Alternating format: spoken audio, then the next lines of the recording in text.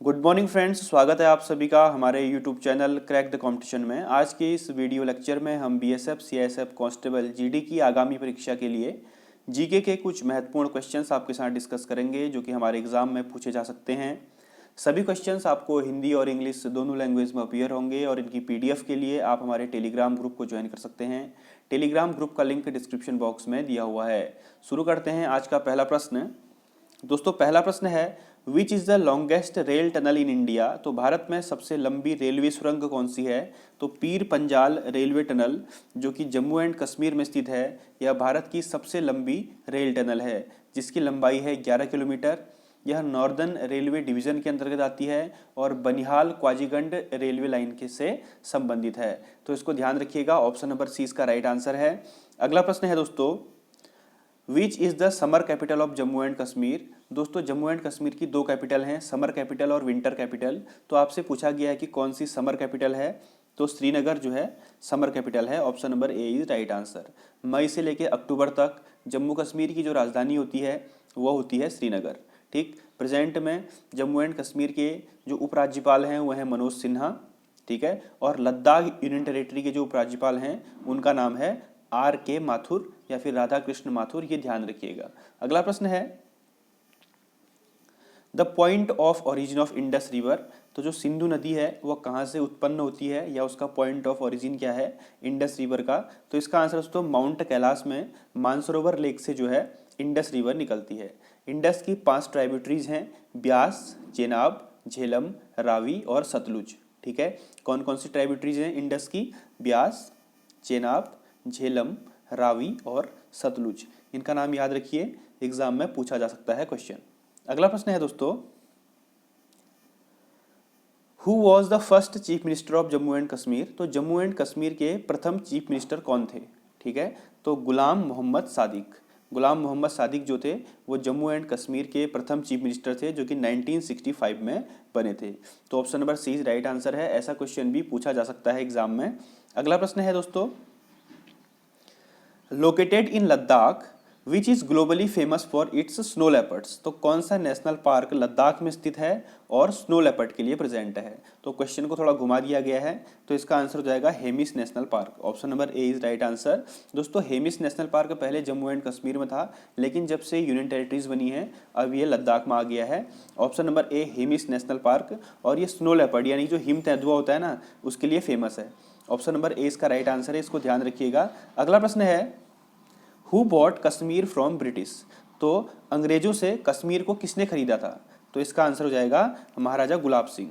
ठीक है दोस्तों, जब एंग्लो सिख वॉर हुआ था उसके बाद एक लाहौर ट्रीटी साइन हुई थी, तो उसमें 1846 में महाराजा गुलाब सिंह ने अंग्रेजों से कश्मीर को खरीद लिया था। तो ऑप्शन नंबर डी इसका राइट आंसर है। इंपॉर्टेंट क्वेश्चन है, एग्जाम में पूछा जा सकता है। इसका सन भी याद रखिए, 1846 में।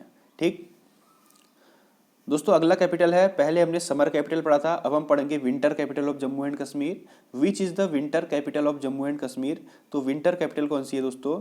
विंटर कैपिटल है आपकी Jammu. Option number B is right answer है। जम्मू और कश्मीर की विंटर कैपिटल है जम्मू, जो कि और जम्मू जो है दोस्तों तावी रिवर के तट पर स्थित है। कौन से रिवर के तट पर है? तावी रिवर के तट पर। ठीक, इसको ध्यान रखिए, रिवर का नाम। अगला प्रश्न, which country is to the west of Jammu and Kashmir. तो जम्मू एंड कश्मीर के पश्चिम में कौन सा देश है? तो पाकिस्तान। ऑप्शन नंबर सी इसका राइट आंसर है। बेसिक सा क्वेश्चन है, आपको पता होना चाहिए। अगला प्रश्न है who is the writer of गीत गोविंद। तो ये बहुत ही इंपॉर्टेंट क्वेश्चन है दोस्तों, बेसिक जीके में क्वेश्चन काफी बार पूछा गया है। तो गीत गोविंद नामक पुस्तक के रचयिता कौन थे? तो इसका आंसर है जयदेव।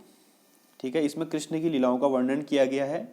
तो गीत गोविंद नामक पुस्तक के लेखक हैं जयदेव। ऑप्शन नंबर डी इसका राइट आंसर है। इस क्वेश्चन को ध्यान रखिएगा। अगला प्रश्न है Dachigam national park is located in. तो दचिगम नेशनल पार्क कहाँ स्थित है? तो जम्मू एंड कश्मीर में स्थित है दोस्तों दचिगम नेशनल पार्क। और यह कश्मीरी स्टैग या फिर इसको हम हंगुल बोलते हैं। ठीक है, हंगुल या फिर कश्मीरी स्टैग के संरक्षण के लिए फेमस है। तो ये क्वेश्चन भी आपसे पूछा जा सकता है कि ये किसके लिए फेमस है? तो कश्मीरी स्टैग या फिर हंगुल बोल सकते हो आप। ठीक है, हिरन की एक प्रजाति होती है और 1981 में इसको नेशनल पार्क का क्या स्टेटस दिया गया और श्रीनगर से 22 किलोमीटर दूर है Dachigam national park. Option number ए इसका राइट आंसर हो जाएगा। ध्यान रखिएगा। अगला प्रश्न है which of the following folk dance is associated with Jammu and Kashmir. तो कौन सा लोक नृत्य जो है वो जम्मू एंड कश्मीर से संबंधित है। तो इनमें से कौन सा लोक नृत्य है जो JNK का है। तो रऊफ जो है दोस्तों वो जम्मू एंड कश्मीर से संबंधित है, रऊफ डांस। ठीक, इसको ध्यान रखिएगा। ऑप्शन नंबर सी इसका राइट आंसर है। अगले प्रश्न की ओर बढ़ते हैं दोस्तों। और कौन कौन से डांस हैं जम्मू एंड कश्मीर के, ये भी देख लीजिए अगर एग्जाम में पूछा जाता है तो। एक तो है हिकात, HIKAT हिकात, और एक है दोस्तों कुड डंडी, कुड DANDI डंडी, और एक है दमाली, DAMALI दमाली। ठीक है, इनको भी ध्यान रखिएगा। अगला प्रश्न, Sondol is a folk dance of, ये वेरी इंपॉर्टेंट क्वेश्चन है, 18 अक्टूबर के एग्जाम में पूछा गया था। तो लद्दाख का फेमस डांस है सोंडोल, जिसको कि 2019 में Guinness book of world record में भी जगह मिली। तो इसीलिए इंपॉर्टेंट हो जाता है दोस्तों। Sondol is a folk dance of Ladakh union territory. Ladakh की कैपिटल क्या है दोस्तों, लेह या फिर कारगिल। यहाँ के लेफ्टिनेंट गवर्नर कौन है, राधा कृष्ण माथुर, RK माथुर। ठीक है, इसको ध्यान रखिएगा। अगला प्रश्न है, hornbill festival is celebrated in which state. तो हॉर्नबिल फेस्टिवल कहाँ मनाया जाता है, कौन से स्टेट में मनाया जाता है। तो इसका आंसर हो जाएगा नागालैंड में। प्रत्येक वर्ष 1 से लेकर 10 दिसंबर तक नागालैंड में हॉर्नबिल फेस्टिवल मनाया जाता है, और इसको फेस्टिवल्स ऑफ फेस्टिवल यानी कि त्योहारों का त्योहार कहा जाता है। नागालैंड की कैपिटल है कोहिमा, ध्यान रखिएगा दोस्तों। ठीक है, कोहिमा। और यहाँ के गवर्नर हैं RN रवि, जो राज्यपाल है वो कौन है, RN रवि, और जो चीफ मिनिस्टर है वो है नेफ्यू रियो। कौन है, नेफ्यू रियो। ऑप्शन नंबर 20 का राइट आंसर है, हॉर्नबिल फेस्टिवल नागालैंड में मनाया जाता है। अगला महत्वपूर्ण प्रश्न है, Todarmal was a minister of Akbar, he was. तो टोडरमल जो था वो अकबर का मंत्री था, तो वह किस डिपार्टमेंट को देखता था दोस्तों। टोडरमल एक हिंदू नवरत्न था। ठीक है, अकबर के नवरत्नों में एक हिंदू था। ये क्वेश्चन भी एग्जाम में पूछा जाता है। और फाइनेंस मिनिस्टर था, वित्त मंत्री। इसे भारत का पहला वित्त मंत्री भी कहा जाता है। ठीक है दोस्तों, मतलब कि हिस्ट्री में, ठीक है ना, हिस्ट्री में। और अकबर के नवरत्नों में एक था, और इसने दसाला सिस्टम, टैक्सेशन सिस्टम था एक दसाला सिस्टम। ठीक है, DASALA दसाला सिस्टम, जो कि एक टैक्सेशन सिस्टम होता था, वो भी लागू किया था। तो इतनी बात आप यहाँ से याद रखिए। ऑप्शन नंबर 20 का राइट आंसर है फाइनेंस मिनिस्टर। अगला प्रश्न है, the title Punjab Kesari was conferred on. तो पंजाब केसरी का टाइटल किसको दिया गया था, या फिर किसका उपनाम पंजाब केसरी है। तो दोस्तों लाला लाजपत राय जी का नाम पंजाब केसरी है। ठीक है, इनको प्यार से, या फिर जो इनका उपनाम था वो पंजाब केसरी था। ठीक है, अब मैं आपसे एक क्वेश्चन पूछ रहा हूँ कि फ्रंटियर गांधी या फिर सीमांत गांधी किसका उपनाम था। ये क्वेश्चन भी एग्जाम में पूछा जा सकता है। तो वो था खान अब्दुल गफ्फार खान। ठीक है, खान अब्दुल गफ्फार खान का जो उपनाम था वो था फ्रंटियर गांधी या फिर सीमांत गांधी उन्हें कहा जाता था। अगला प्रश्न है, Tadoba national park known for sheltering tiger, panther and bear. तो Tadoba national park tiger, panther और बियर के लिए फेमस है, यानी कि भालू के लिए। तो यह कहाँ स्थित है। तो यह है दोस्तों चंद्रपुर, महाराष्ट्र में। ठीक है, ऑप्शन नंबर 20 का राइट आंसर है चंद्रपुर, महाराष्ट्र में। महाराष्ट्र के गवर्नर का नाम आपसे पूछा जा सकता है, तो वह है भगत सिंह कोश्यारी। ध्यान रखिएगा, ठीक है ना। अगला प्रश्न है दोस्तों, the instrument which measure the intensity of solar radiation. तो जो सोलर रेडिएशन होती है दोस्तों, सौर विकिरण होती है, उसकी तीव्रता को मापने के लिए हम किस उपकरण का उपयोग करते हैं।